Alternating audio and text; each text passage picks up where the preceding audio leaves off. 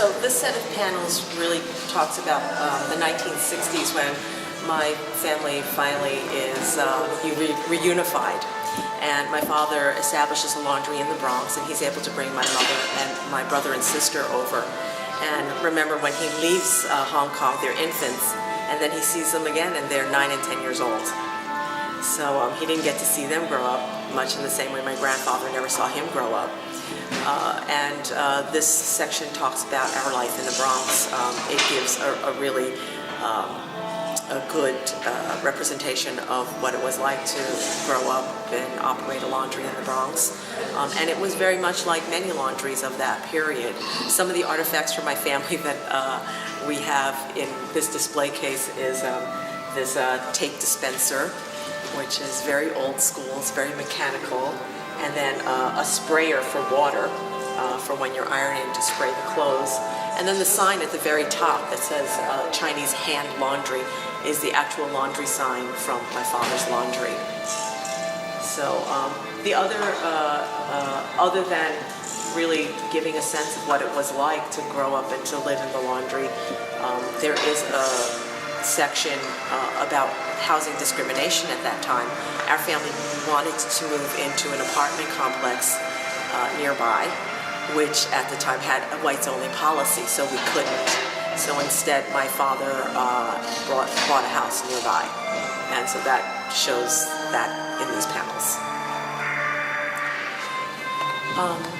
So in the 60s, what happened was that I remember it was very tense in my house for a little while. When the government offered a amnesty program, in a sense. So many paper sons, people who came in under false papers, could recant, confess, and possibly be put on a path towards citizenship. Since my grandfather brought in a paper son, the paper son at one point decides that he's going to go into the confession program, and that caused problems for my family because it calls into question the legitimacy of my family's citizenship. So, but it all turns out fine. So it affects, whatever you do, it affects other, it's a chain reaction that affects other people, other families down the line, does it? Yeah, I mean, the story that I was told was that the program wasn't so much about amnesty as it was, in some ways, a reaction to trying to ferret out possible spies or communists. And so when the paper son confessed, the story we heard was he was asked, well, is my father a real son or a paper son? And that he responded, I don't know. In the process of doing my research, I realized that the guy wasn't being a jerk. That's what my family thought he was being a jerk. But in the course of my research, I found the actual transcripts of his confession. And in fact, what happens is he's asked the first time, and he says, oh yeah, no, Pang Fuk Chin is a real blood son. And then the interviewer says to him, well, how do you know that? Were you there? Do you have firsthand knowledge? And he is pressured into saying, well, gee, if you put it that way, I guess I don't know. When in fact, you know, it was commonly known that my father and grandfather were biologically related. So that caused some problems, and our family was investigated. It turned out fine. They had to hire lawyers, and in the end, you know, they were cleared. And then at that time, my mother also became a citizen, and you know, the rest of the panels really talk about, you know, those of us who grew up in the 60s and 70s, we really didn't have as much of an Asian American identity because really it wasn't taught in the schools. The Chinese history has been so hidden in many ways in America. So one of my favorite panels, they're all my favorite, but a really fun one is the history lesson. What happened was when I was in school, one of the school assignments was to detail your family tree. And that's when I really started to ask my parents about this history, and I started to write things down. One of the things that I had at home was handwritten notes from my homework assignments back then. And what it shows on the bottom panel is that I had classmates who thought that their families had been here a long time when they said, oh, well, my father came in 1940, or my grandparents came in 1910. And then lo and behold, the little Chinese girl, who everybody always thinks is a foreigner because she looks quote unquote foreign, actually was there longer than their families who are Caucasian. So that kind of awareness, I think, eludes us sometimes because our histories are so hidden and untold. When I started this process, I wasn't sure about being so open about our family history. And also, I started to think, well, there's really nothing special about our family. We're not the first or the last, and we're not the best, and certainly, I hope, not the worst.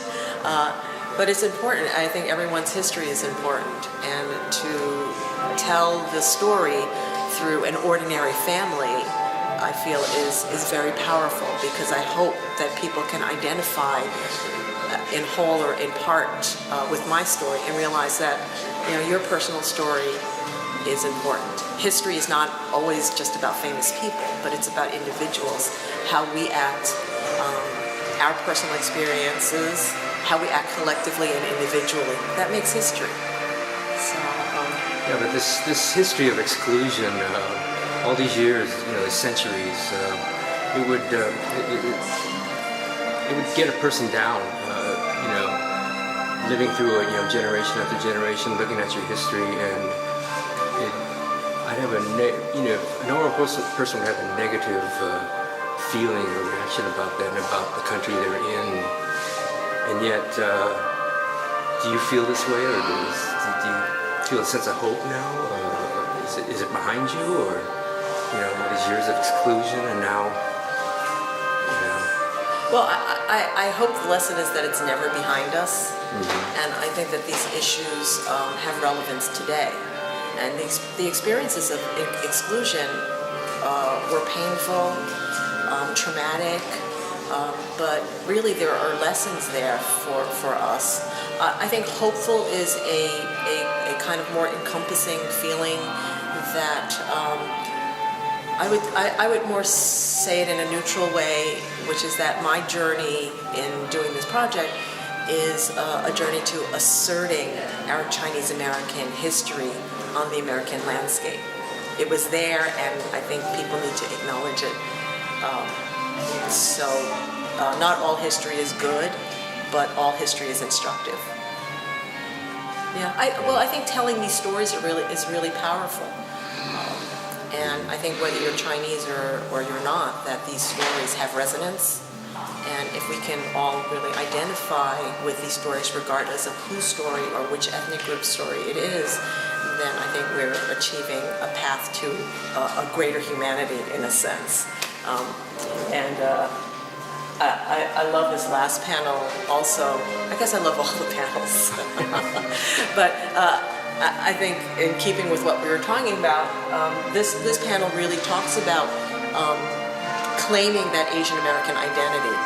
It wasn't until I was in college, high school years and college years, that I really thought about this Asian American identity. And for me, one of the enlightening books that I read was Woman Warrior by Maxine Hong Kingston. And I couldn't have been happier this year when she got the National Medal of the Arts. But I mean, this idea that our stories don't need to be hidden, and they demand to be told. And when I read The Woman Warrior, I thought, oh, that could be my story. And it really empowered me to be able to tell the story and to really stand proud and say, I'm the daughter of Chinese lunchmen from the Bronx. I guess in broad terms, I think the term exclusion is something that's very meaningful for everybody. I think everybody in any part of your life at some point is going to feel like you've been excluded from something. In terms of the Chinese history, the fact that it was legislated exclusion, to me, is still a very dark part of the history, and I think we have to be really vigilant as we look at new immigrants coming to this country to not think of them as like, a monolithic whole. I was saying to someone the other day that, I sometimes hear people say, oh, Muslims flew a plane into the World Trade Center. And that's not true. Individual terrorists flew a plane into the World Trade Center. And when we stop looking at people as individuals, that's when things like exclusion can happen. So we have to really look at each other as human beings and really understand that all of our actions have reactions. All of our actions are impactful. And to be conscious of that and to really be able to see from the other side, exclusion, inclusion. There's never been an ethnic minority in America that has been legislated against, that has been, institutionally, racism and governmental actions have been taken against in history. Well, none in name. Yeah. Well, actually, they actually use the word Chinese exclusion, and Right. they passed that law in Washington. Yeah.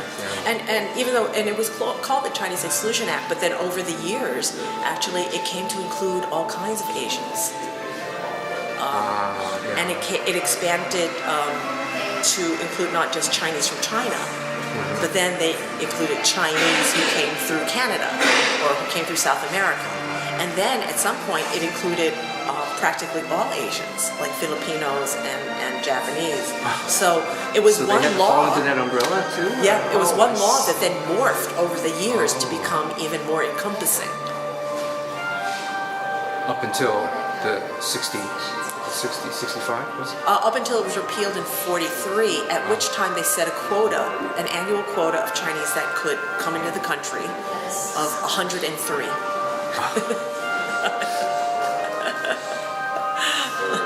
That's all Asians, including I think that was just Chinese. Oh, okay. Yeah, it was a very complicated formula they used. Is a certain percentage of that ethnic group that was I see. already in the country. But by 1943, there had been already 60 years of exclusion that had artificially suppressed the number of Chinese anyway. So if you're basing it on the number of Chinese in the country, it was far fewer than before 1882.